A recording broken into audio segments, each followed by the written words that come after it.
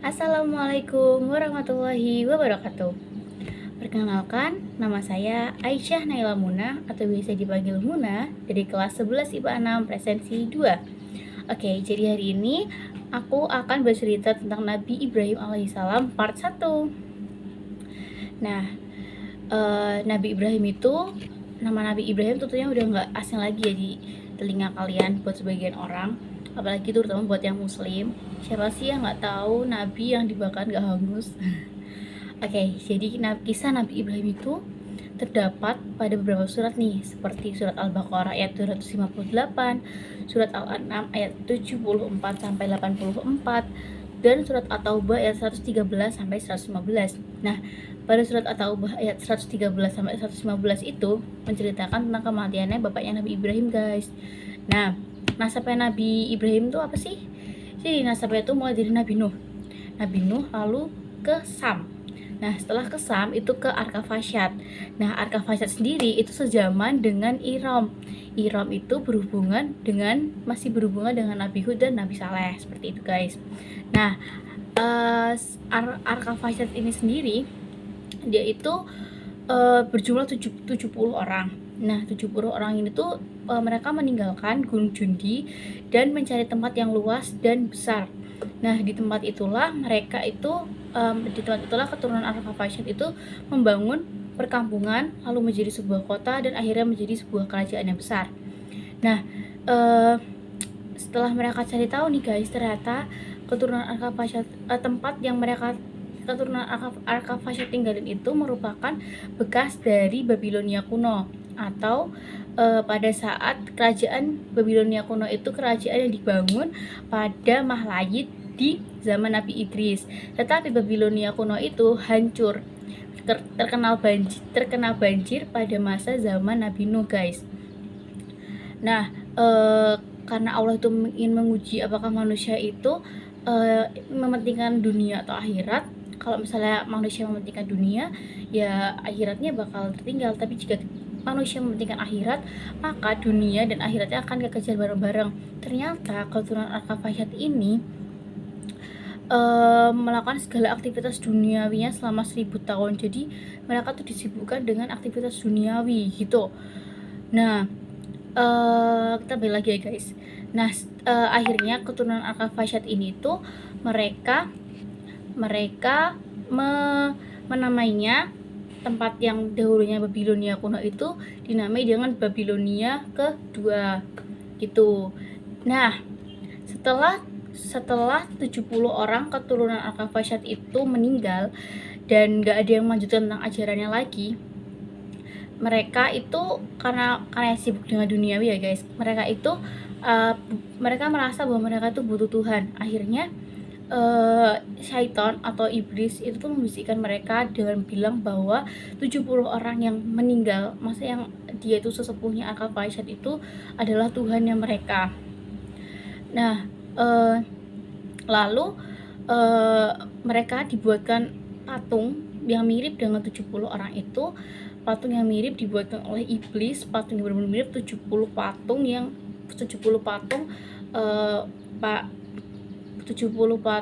70 patung yang mirip dengan 70 orang keturunan Arkafasyad yang sudah meninggal, seperti itu.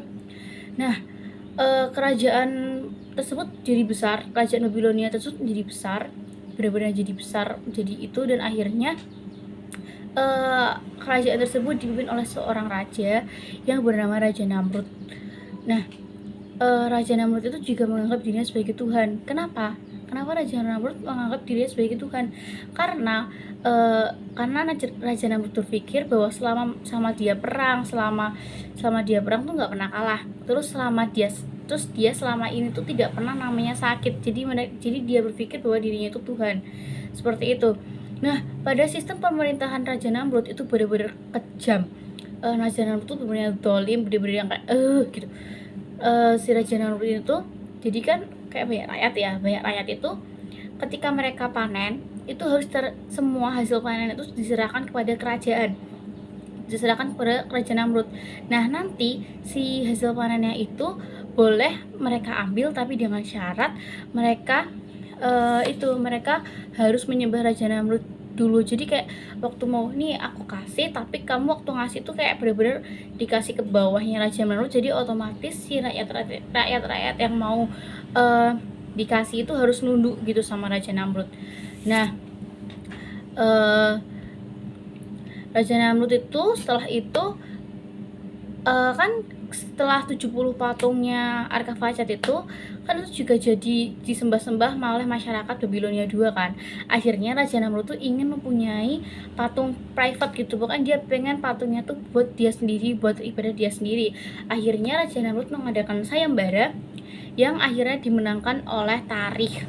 Nah, si Tarikh ini digelar Azar. Azar itu artinya sang pemahat ulung, guys. Oke.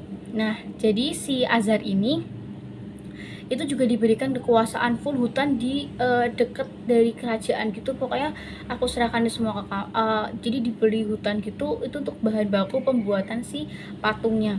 Nah, si yang boleh masuk kawasan hutan itu hanya Raja Namrud dan Azar. Gak boleh yang lain tuh, gak boleh ada yang tahu, gak boleh ada yang masuk gitu. Nah, pada saat sayembara si Azar itu udah menikah dan udah punya anak bernama Nahar. Nah, si Azar ini jadi kalau misalnya si Namrud itu kalau misalnya dia patungnya kok udah sebulan 2 bulan udah rusak, nanti itu bakal dikeluarin dan bakal dibuatin sama Azar yang baru. Nah, patung yang udah rusak itu bakal si Azar jual ke orang-orang, karena orang-orang tahu kan bahwa pahatannya Azar itu benar-benar pahatan yang bagus karena udah dipilih sama Raja Namrud. Jadi setelah patung yang udah nggak digunain sama Raja Namrud tuh bakal dijual sama si Azar, seperti itu. Nah, si Azar sendiri ini bisa menghasilkan sekitar 1 bulan 1 patung, 1 bulan ini 10 patung. Tapi itu juga nggak mesti sih, kadang bisa 8 patung juga, itu tergantung sama ya, tergantung kecepatan juga ya. Nah, sampai suatu hari si Raja Namrud ini bermimpi, guys. Dia tuh mimpi bahwa ada seorang anak laki-laki yang mendatanginya dengan wajah bercahaya. Nah, lalu mimpi itu tuh terjadi terus-menerus. Jadi di malam pertama dia mimpi, selanjutnya mimpi lagi dan mimpi lagi sampai ketiga. Akhirnya dia mendatangi penafsir mimpi. Nah, karena penafsir mimpi gak memberikan jawaban, akhirnya dia menemui peramal. Dan apa yang peramal itu katakan? Nah, peramal itu mengatakan bahwa arti dari mimpi Raja Namrud adalah jadi akan ada seorang anak laki-laki yang akan menghancurkan kekuasaan si Raja Namrud gitu. Lalu Raja Namrud ketakutan kan, akhirnya dia memerintahkan kepada seluruh jajaran pemerintahan kerajaan tersebut untuk mensensus penduduk. Misalnya ini kayak perempuan yang udah tua dan nggak bisa hamil tuh dipisahin, terus nanti kalau yang masih muda, masih bisa untuk hamil dan melahirkan tuh dipisahin, dan yang masih anak-anak juga dipisahin. Nah, yang rentang bisa hamil dan melahirkan ini tuh setiap itu yang bakal dicek, guys. Jadi Raja Namrud itu mengeluarkan perintah bahwa anak laki-laki yang lahir dari wanita-wanita itu harus dibunuh. Makanya dikelompok-kelompokin, dan nanti tuh misalnya si A ini ketahuan hamil, dia bakal dijagain di rumahnya tuh dengan 1 pengawal, 1 bidan. Jadi kayak ketika dia lahir, kalau misalnya dia anak yang laki-laki langsung ditebas, bener-bener langsung mati di tempat, harus sampai mati, harus kepalanya sampai putus gitu. Ngeri banget gak sih? Nah, setelah itu jadi tuh pemeriksaannya itu rutin setiap 2 kali setahun gitu. Nah, pada akhirnya, guys, si istrinya Azar tuh hamil lagi. Jadi kan dia udah punya anak namanya Nahar. Nah, dia hamil lagi. Nah, karena si Azar takut, karena itu belum pemeriksaan tapi takut, akhirnya si Azar takut anaknya, kalau dia anaknya laki-laki, akhirnya si Azar membawa istrinya itu untuk pergi untuk diungsikan ke hutan yang telah diberi oleh Raja Namrud, disembunyikan di situ. Nah, si istrinya itu dibawa sama Azar ke kerajaan, ke hutan kerajaan yang telah diberikan oleh Raja Namrud. Di situ dibuatkan kayak beralaskan sederhana, dibuatin dari daun-daun gitu buat istirahat. buat ya kalau misalnya minum tuh ada sumber air kecil yang bisa untuk pipis dan lain-lain ya guys. Buat makannya, jadi buat gimana dia ngasih makannya, kan si Azar juga sering ke situ kan buat nebangin pohon buat dibuat patungnya. Nah, jadi ketika dia mau ke situ buat nebangin patung, dia sambil bawa makanan untuk diberikan kepada istrinya, seperti itu. Nah, itu terus menerus, tapi dia Azar bilang ke istrinya bahwa kalau misalnya kamu masak menggunakan api, jangan waktu siang-siang, karena warga-warga bakal tahu kan, apalagi itu kawasan terlarang yang hanya bisa dimasuki oleh Azar dan Raja Namrud. Jadi kalau misalnya mau masak harus malam-malam gitu. Nah, singkat cerita, si istri Anya Azhar tuh bersembunyi di sana sampai lahir anaknya laki-laki yang ia beri nama Ibrahim, atau biasa kita kenal dengan Nabi Ibrahim, guys. Nah, si Ibrahim ini, si istrinya Azhar nih lahirnya sendirian ya. Dia dibantu sama Nahar sama Azhar aja. Jadi dia nggak ada bantuan dari luar. Nah, itu tuh sembunyi di hutan sampai Ibrahimnya balita, sampai Ibrahim umurnya sekitar 5 tahun lah gitu. Tapi selama itu juga mungkin ada rasa takut ya, karena kayak anakku cowok, jadi dia takut aja kalau misalnya dia bakal keluar dari hutan itu bakal dibunuh sama Raja Namrud. Akhirnya ya makanya dia bersembunyi. Nah, pada saat singkat cerita aja nih, pada saat Nabi Ibrahim berumur 5 tahun, dia bertanya kepada ibunya, ibu Tuhan itu apa sih gitu. Akhirnya ibunya menjawab, Tuhan itu orang yang menyayangimu, mengurusimu, dan memenuhi kebutuhanmu. Nah, Ibrahim bertanya kembali, Tuhanku siapa? Ibunya menjawab, Tuhanmu itu aku, ibumu. Nah, Ibrahim kembali bertanya lagi, Tuhan ibu siapa? Ibunya menjawab, Tuhan ibu adalah ayahmu. Lalu ibunya bertanya lagi, kalau Tuhannya ayah itu siapa? Ibunya menjawab, Tuhannya ayah itu Raja Namrud. Kenapa ibu? Jika Tuhanku adalah ibu, dan Tuhan ibu adalah ayah, dan Tuhan ayah adalah Raja Namrud, siapa Tuhan Raja Namrud?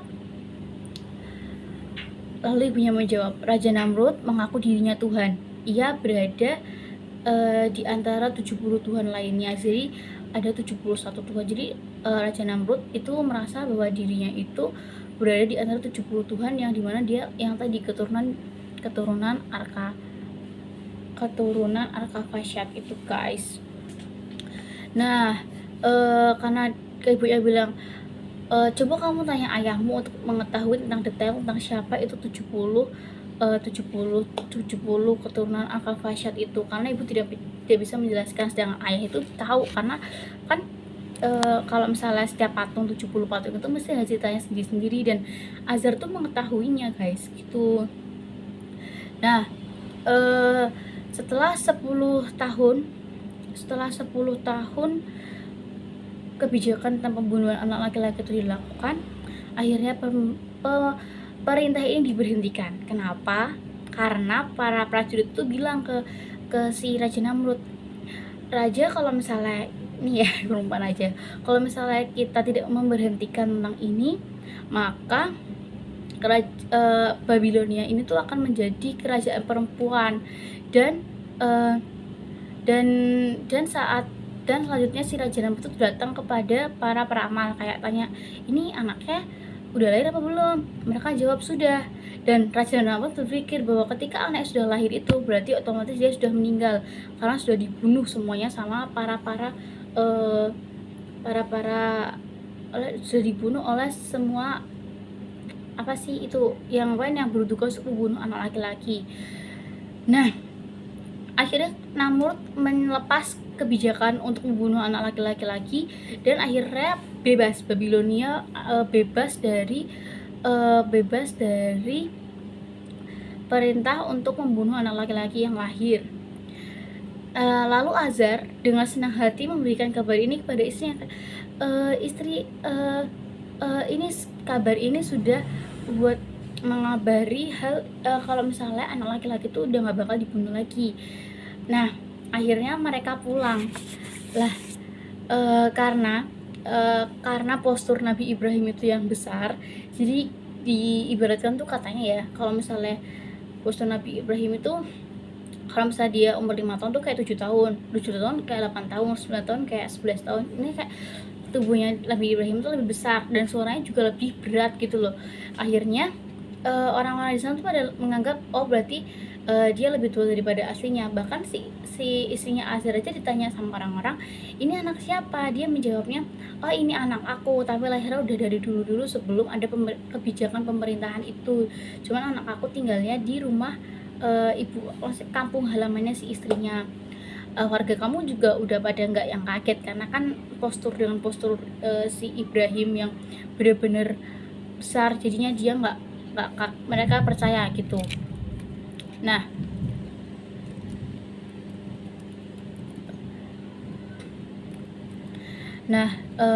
lalu si Ibrahimnya tinggal bersama dengan ayahnya, ibunya, kakaknya Nahar, dan 2 tahun kemudian ibunya melahirkan anak laki-laki yang diberi nama Haran.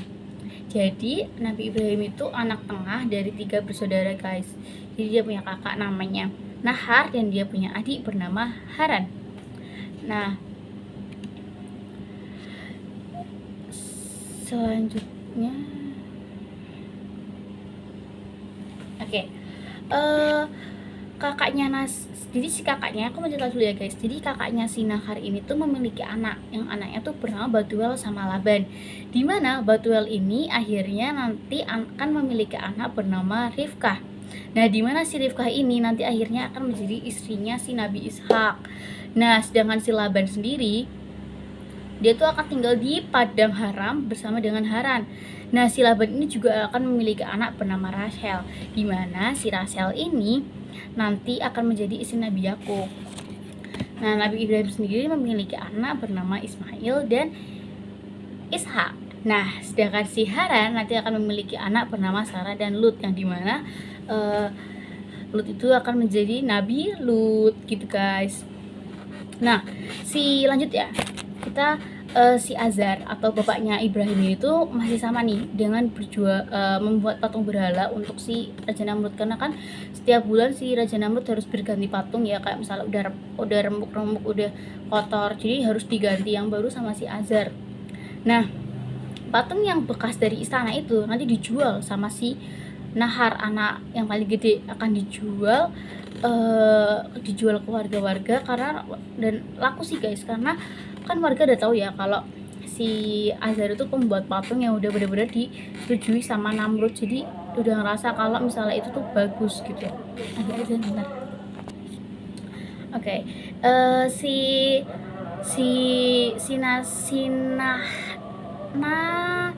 Si Haran ini juga memperlakukan patung-patung berhala itu juga dia menyebutkan Tuhan. Dia sampai ketika berjualan berhala itu nggak boleh asal guys, berjualan tuh. Jadi si Haran itu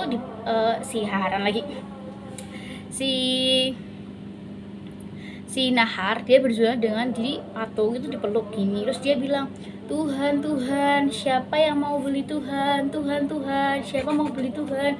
Dan kalau jadi tuh itu tuh ada 3 size, jadi ada yang gede, sedang, kecil gitu kan, harganya berbeda-beda. Nah, mereka penjualan patung tuh selalu laku karena kan mereka tahu ya itu udah si Nahar itu anaknya Azar, berarti kualitas patungnya udah nggak usah diragukan lagi dong, karena juga Azar pemerhatiannya bagus gitu. Nah, akhirnya pada saat Nabi Ibrahim berumur sekitar 10 tahun, kakaknya si Nahar bilang, kamu nggak coba jualan kayak aku, nanti kalau misalnya dapat untung juga bisa buat jajan gitu kan. Akhirnya Ibrahim mau, tetapi pada saat Ibrahim jualan itu sampai tengah hari itu nggak laku guys. Terus akhirnya karena udah pusing, nggak laku-laku, akhirnya si patung itu dijatuhin brok. Terus dia pakai tali di kepala patungnya tuh digeret, Tuhan, Tuhan, siapa yang mau beli Tuhan, tapi kalau digeret, harusnya kan dipeluk ya. Pertama emang dipeluk, tapi setelah setelah dia pusing nggak dapat akhirnya ditaruh terus ditarik, Tuhan siapa yang mau beli Tuhan. Sampai ada nenek-nenek yang lihat itu kayak, aduh jangan digituin tuh Tuhan, jangan diginiin, Tuhan tuh harus dibaik-baikin. Akhirnya si nenek itu membeli, karena nenek itu tahu bahwa itu adalah patung buatan Azar. Ditanyain, kamu siapa? Ibrahim, anaknya siapa? Anaknya Azar. Oh iya, Azar tuh mesti bagus dalam pembuatan patung, jadinya dibeli sama si nenek itu. Nah, pada hari selanjutnya si Ibrahim tuh bawa lagi, kan sebelumnya cuma bawa beberapa doang ya, akhirnya bawa lagi tuh, disuruh sama si Nahar, kayak ini kan bawa lagi, berjualan lagi. Nah, pada saat jualan lagi, karena dia udah menemukan tips biar laku, dia di berhalanya, patungnya dijatuhin lagi, terus kepalanya tarik lagi, Tuhan siapa yang mau beli Tuhan. Si nenek itu akhirnya membeli lagi.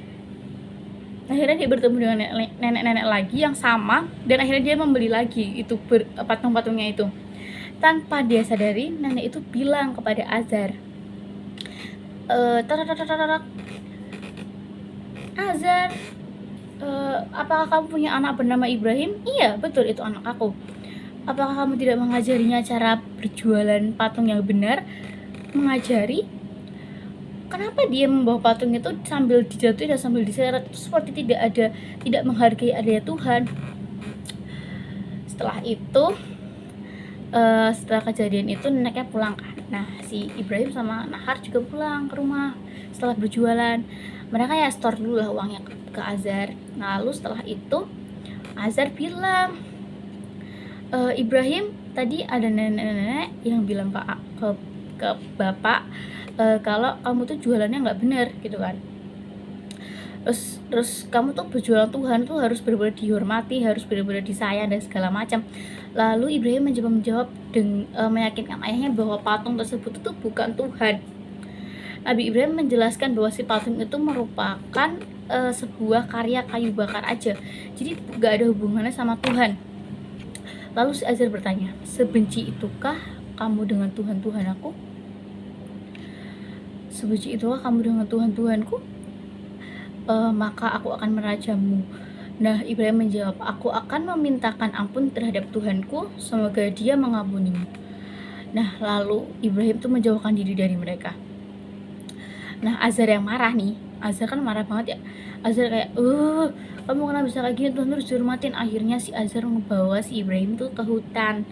Nah, Ibrahim tuh diminta buat potong-potong si kayu-kayu itu. Terus si Azar tanya, nih, kalau kayu-kayu gini doang sama patung lebih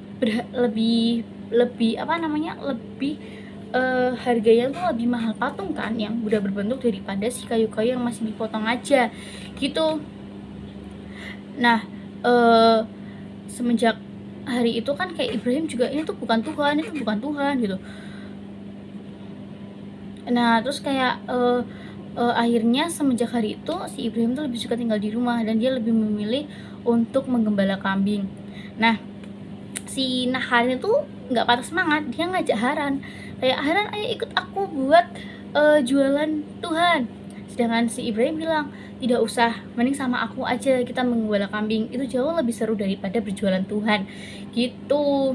Nah, pada saat itu tuh Nabi Ibrahim juga masih bingung, siapa sih Tuhannya. Nah gitu guys. Lalu Nabi Ibrahim itu mulai mengajak masyarakat sekitar untuk menyadari kekeliruannya yang menyembah Tuhan. Allah mengibaratkan dalam Al-Quran bahwa penyembah dan yang disembah sama saja lemahnya. Dia tidak mampu menyakiti seekor lalat, ini di surat Al-Hijr itu. Nah, Nabi Ibrahim itu memulai perjalanannya untuk mencari Tuhan. Dia kalau lihat bintang, dia atas rumah, jadi rumah di sana kan kayak rumah kotak gitu loh, bukan rumah yang gendeng tapi rumah kotak yang atasnya tuh rooftop. Yang bisa buat lihat bintang-bintang gitu.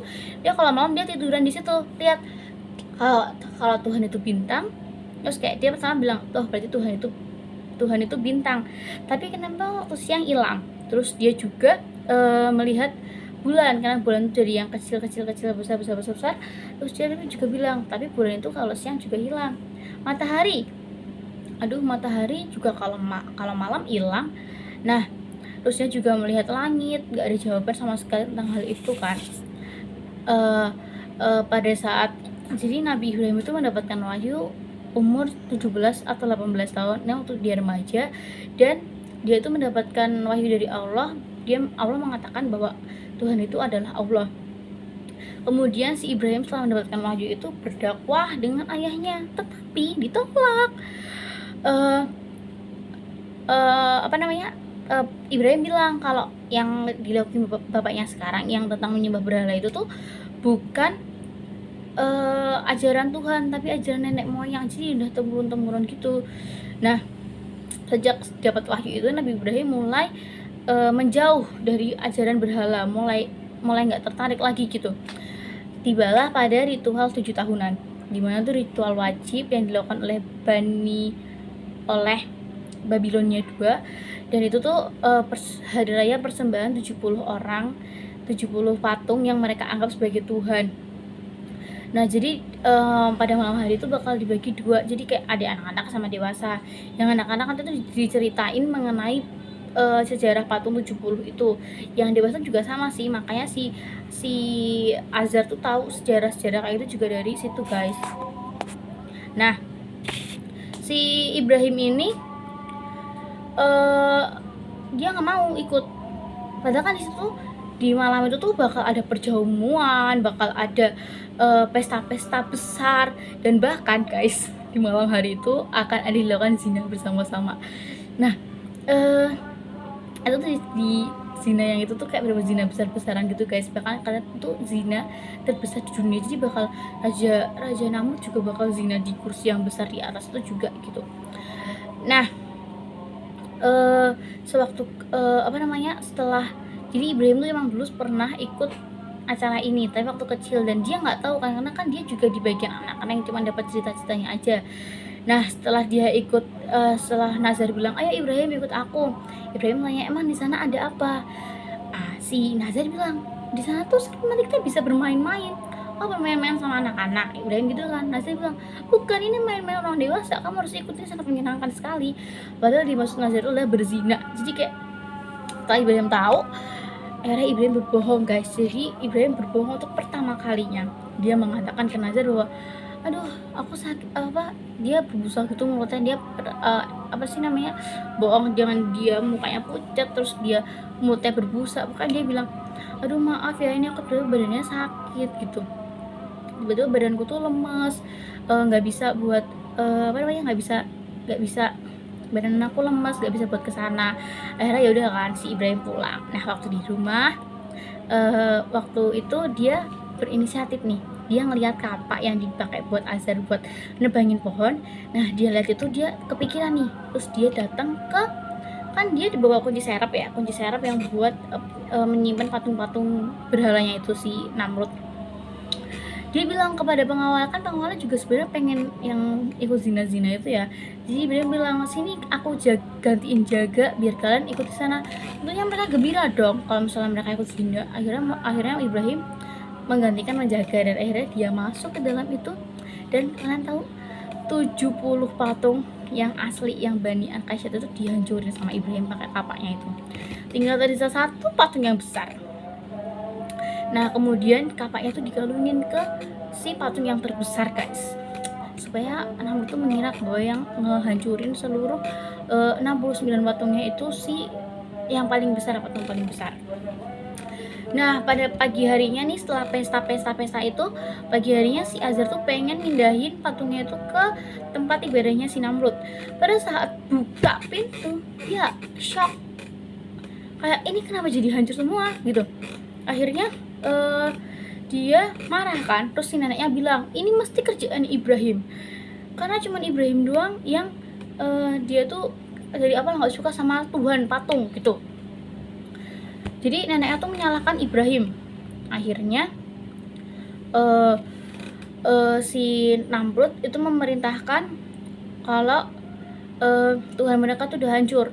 Terus Namrud itu menanyakan keadaan Ibrahim kan. Nah si Ibrahim itu Terus setelah ditanya juga Ibrahim tuh nggak ikut pesta kan, jadi kayak udah, oh ini fix nih Ibrahim nih yang lakuin ini. Akhirnya Nabi Ibrahim tuh ditangkap langsung dan dibawa di hadapannya Raja Namrud. Saat ditanya, apakah kamu yang menghancurkan ini, Nabi Ibrahim menjawab apa? Bukan aku, tapi yang menghancurkan tuh patung yang paling besar. Dia tuh yang paling yang paling besar, perkasa, kuat. Dia mesti iri sama yang lainnya karena dia karena jumlah patung yang dianggap itu kan banyak ya, jadi dia iri gitu. Ibrahim bilang gitu. Terus Namrud berpikir kalau si patungnya tuh aja selama dia hidup tuh nggak pernah namanya bisa bergerak atau mengayunkan kapak aja, kayak nggak bisa, bahkan berpindah tempat aja tuh nggak bisa.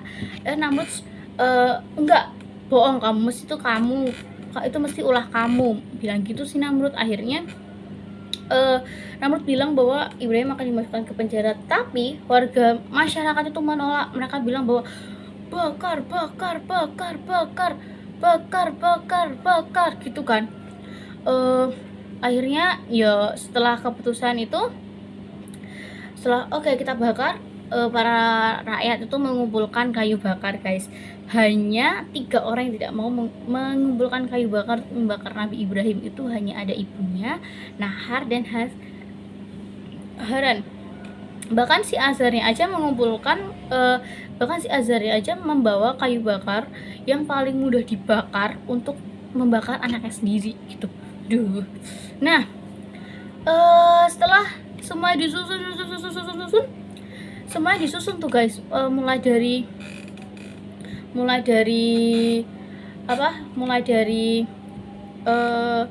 kayu-kayuan disusun jadi tinggi, jadi kayak bener tinggi banget gitu loh, buat jadi tempat gitu. Udah, setelah itu Nabi Ibrahim tuh diikat tangannya, kakinya, terus dilempar ke tengah api itu. Nah, nih ya guys, kayu api itu tuh kayu yang bener-bener dia bisa padam dalam waktu 40 hari 40 malam. Nah, Nabi Ibrahim itu duduk di sana, sedangkan orang-orang itu tuh mulai kumpul di dekat api, jadi mengerubungi api itu. Sedangkan Nabi Ibrahim tuh di dalam cuman duduk. Terus dia berdoa kepada Allah, ya Allah, dia berdoa kepada Allah untuk menyelamatkannya. Nah, sedangkan si Namrud itu, kalau dia bilang, barang siapa yang tidak menuruti perintah raja dan beribadah kepada patung, maka ia akan dibakar sama seperti Ibrahim. Pokoknya kalau misalnya kamu gak mau nyembah patung, sama kamu gak menurut sama aku, kamu juga bakal dibakar sama kayak Ibrahim gitu. Terus ini ya guys, keselamatan Ibrahim itu bisa dibilang 0%. Jadi bener-bener yang kalau dipikir secara logis tuh bener langsung yang jadi abu gitu loh. Nah, Allah menyelamatkan Nabi Ibrahim, dan Allah menolong Nabi Ibrahim dengan menjadikan apinya itu dingin. Terus tali-tali yang dibuat mengikat Nabi Ibrahim itu juga lepas, dan Nabi Ibrahim itu bisa duduk dengan tenang di dalam kobaran api yang kalau dilihat orang-orang itu panas, padahal sebenarnya Nabi Ibrahim yang merasakan itu dingin. Itu juga dijelaskan dalam Quran surat Al-Anbiya ayat 69. Kami Allah berfirman, wahai api, jadilah kamu dingin dan penyelamat bagi Ibrahim gitu. Penduduk udah bilang kayak mati, gosong, mati, udah yang mati itu gosong tuh bakalan gitu. Waduh. Nah, nih guys, ada hewan yang sempat terlibat dalam kejadian ini. Jadi ada burung pipit yang dia itu melihat itu tuh langsung dia, beberapa burung pipit itu terbang dari sungai ngambilin air. Burung pipit kan taruhnya kecil banget, dia benar-benar yang ngambil air dari sungai ke taruh di atasnya api gitu, meskipun nggak berpengaruh tapi itu hebat. Nah, terus juga cicak, tapi kalau cicak tuh mencelanya kayak, apa sih pipit, kamu kan nggak guna, itu paruhmu kecil kayak gitu tuh, kamu nggak guna ngelakuin kayak gitu. Tapi tetap aja si pipit itu tetap ngelakuin itu karena dia merasa bahwa itu perlu ditolong gitu. Nah, saat ini singkat cerita ya guys, saat apinya padam, semua orang kaget. Kenapa? Karena waktu itu kan di waktu padam kan yang tersisa tuh cuma bara api kan, tapi di tengah-tengahnya tuh ada orang duduk. Nabi Ibrahim duduk dengan tenang. Nah, ini tuh bener-bener rakyat langsung kayak, hah gitu, ini beneran. Nah, Terus ibunya Nabi Ibrahim bertanya, kan ibunya udah nangis banget, udah nangis waktu anak dibakar, udah nangis banget. Terus waktu anaknya duduk tenang, dia lari langsung bertanya, mengapa engkau selamat wahai Ibrahim? Terus Ibrahim menjawab bahwa Nabi Ibrahim itu ditolong sama Allah. Nah ibunya tuh masih nggak percaya kan. Nah ibunya tuh langsung, aku juga mau bertuhan sama Allah. Nah ibunya Ibrahim adalah orang pertama yang pengikut Nabi Ibrahim pertama yang mau masuk Islam. Tapi ibunya juga masih belum percaya, Kak. Boleh nggak minta Tuhan untuk membuat aku percaya? Akhirnya Nabi Ibrahim berdoa lagi kepada Allah. Dan pada saat ibunya itu menginjak batu bara yang panas, itu waktu ibunya injak jadi dingin. Akhirnya ibunya percaya bahwa Allah itu ada. Gitu. Nah, akhirnya orang-orang yang pada menyaksikan itu Raja Namrud, akhirnya orang-orang itu tuh termasuk banyak yang menyaksikan kan. Terus iblis-iblis ini juga makin panas, kayak ini kenapa bisa Ibrahim gak kebakar. Akhirnya iblis-iblis itu membisikkan kepada Namrud bahwa Ibrahim itu tuh punya sihir api yang membuat dia tuh di atas api pun gak kebakar gitu. Lalu pada saat dia bilang, kamu itu penyihir api ya, hujan langsung datang guys, brus gitu. Lalu terus Ibrahim itu akhirnya punya pengikut sekitar 70 orang, tapi akhirnya diusir dari situ. Jadi si Azar juga ikut keusir guys. Dan itu tuh jadi Ibrahim tuh ngebuat kampung sendiri yang isinya tuh 70 pengikutnya, termasuk Azar juga ikut. Jadi dia ngebangun perkampungan sendiri lah gitu pokoknya setelah diusir sama Namrud. Ibrahim akhirnya diundang sama Namrud buat ketemu. Terus si Namrud tanya, siapa Tuhanmu? Terus Ibrahim menjawab, Tuhanku itu bisa menghidupkan dan mematikan orang. Jawab Ibrahim. Terus si Namrud bilang, panggil 2 orang. Dia manggil 2 orang. Pengawal itu ngambil 2 orang kan. Terus dia ini hidup, ini mati. Terus dia nebas yang mati itu ditebas. Terus bener-bener ditebas gitu. Terus Namrud bilang, aku juga bisa kok menghidupkan dan mematikan orang dengan cara itu guys. Terus Ibrahim bertanya lagi. Ibrahim menjawab lagi, Tuhanku bisa menerbitkan matahari dari barat dan tenggelam dari timur. Namrud terpikir, lah aku sih nggak bisa kalau misalnya itu terjadi juga ya kan guys. Jadi Namrud berpikir bahwa itu nggak bisa dia lakuin. Nah terus Namrud tanya lagi, Tuhanmu di mana? Apa yang Ibrahim jawab? Dia jawab, Tuhanku di langit. Itu jawaban awam sih sebenarnya, tapi Tuhanku di langit gitu. Akhirnya Namrud memerintahkan orang-orang untuk membangun menara menara Babilonia atau biasa dikenal dengan menara Babel, yang itu tuh pembangunan dikerahin buat rakyatnya secara juta-jutaan orang sih. Menara yang besar, menara yang tinggi, pondasinya benar-benar kuat. Terus tingginya ini tuh bertahun-tahun kan. Jadi waktu itu udah tinggi kan guys. Terus jadi dia pakai panah, dia ngira tuh Tuhannya dia mengira Allah itu di atas. Jadi dia pakai panah ditembakin. Terus waktu balik nggak ada yang berdarah, berarti kurang atas, dinaikin lagi sampai atas, sampai bener-bener menembus awan. Pokoknya bener-bener di pembangunan menara Babel ini saya bertahun-tahun sampai bener-bener naik yang atas. Kalau misalnya sekarang itu ya sama Burj Khalifa aja masih tinggi ini. Nah pokoknya Raja Namrud itu berpikir bahwa awan itu adalah langit, makanya dia ngebangun menara ini sampai bener-bener nembus awan gitu. Nah gimana cara Allah meruntuhkan ini? Jadi di setiap satu lantai itu tuh ada 40 orang dengan satu mandor. Jadi Ibrahim tuh berdoa, ya Allah, gimana cara aku untuk menghancurkan menara ini? Jadi dalam satu itu kan ada 40 orang satu mandor.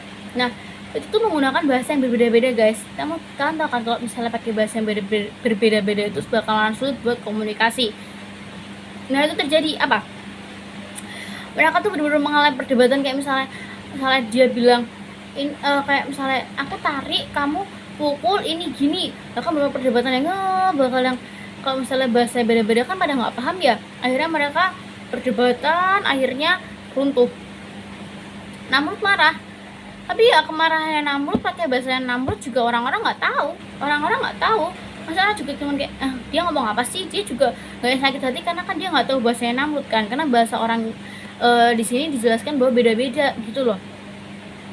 Nah, kejadian inilah yang pada awalnya membuat banyak bahasa di dunia. Jadi bahasa suku di dunia banyak tuh gara-gara kejadian ini, guys. Nah, karena mereka udah runtuh, udah hancur, akhirnya mereka pergi. Jadi orang-orang yang tadi berjuta-jutaan itu pergi, yang berbeda bahasa, pergi ke bangsa-bangsa yang berbeda, ke daerah-daerah berbeda-beda, dan akhirnya sekarang menjadikan dunia itu tuh menjadi yang berbangsa-bangsa, berbahasa-bahasa yang berbeda. Jadi pokoknya kalau misalnya perbedaan bangsa, perbedaan bahasa itu gara-gara Menara Babel ini gitu. Terus untungnya ya si Namrud itu masih punya orang yang masih punya pasukan-pasukan lain yang dia tuh nggak ikut ini gitu, guys. Jadi banyaknya bangsa dan bahasa yang dimulai dari Menara Babel ini. Oke, untuk part satunya cukup sekian, bakal dilanjut part 2 sama Fatia. Terima kasih atas perhatiannya, terima kasih sudah menonton. Wassalamualaikum warahmatullahi wabarakatuh. Dadah.